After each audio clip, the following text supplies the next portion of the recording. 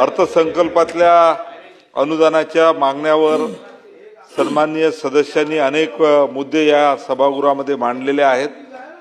सन्माननीय महेश लांडगे सदस्य यांनी गाळमुक्त धरणाचा विषय मांडला। श्रीमती मोनिकाताई राजळे यांनी सुद्धा सभागृहामध्ये जलसंधारण मृदसंधारणाबद्दल विषय मांडला।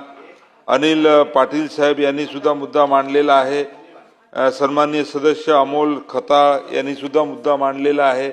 सन्माननीय सुनील प्रभुजी, सन्माननीय मनीषाजी चौधरी, सन्माननीय राजकुमारजी बडोले, सन्माननीय चंद्रकांतजी नवघरे, सन्माननीय रंजनाताई जाधव, सन्माननीय सुहास बाबर, त्याच्यानंतर सन्माननीय ध्यानेश्वरजी कटके, सन्माननीय चंद्रदीपजी नरके, सन्माननीय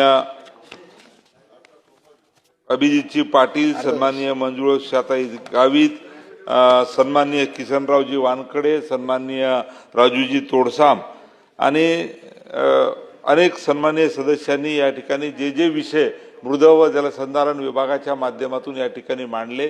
अध्यक्ष महोदय, या सर्वांचं अभिप्राय, सर्वांचं नोंद या ठिकाणी आम्ही घेतलेली आहे आणि नक्कीच त्यांच्या चांगल्या सूचना या ठिकाणी नोंदवून त्या पद्धतीनं विभाग कारवाई करणार आहे। अध्यक्ष महोदय, मी आपल्या अनुमतीने मार्च 2026च्या अर्थसंकल्पीय अधिवेशनामध्ये सन 26-27च्या वित्तीय वर्षासाठी मृद व जलसंधारण विभागाच्या मागणी क्रमांक ZH1 ते ZH7 खाली अनिवार्य खर्चासाठी रुपये 639,92,51,00,051 व कार्यक्रम खर्चासाठी रुपये 4,571,88,00,000 असे एकूण 5,211,80,51,00,000 इतक्या अर्थसंकल्पीय मागण्या देण्याची सभागृहाला मी विनंती करतो। अध्यक्ष महोदय, सभागृहाने मान्य कराव्या।